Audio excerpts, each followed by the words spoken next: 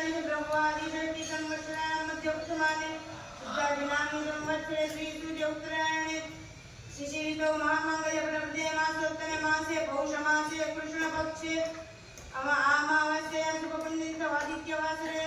अमुक गोत्रोत्पन्नो मम यजमानस्य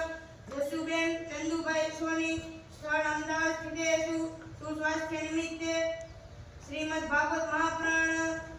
कोपि एकोध्याय तथा वैश्वदेव यज्ञ अहं करिष्ये तन्मे मनः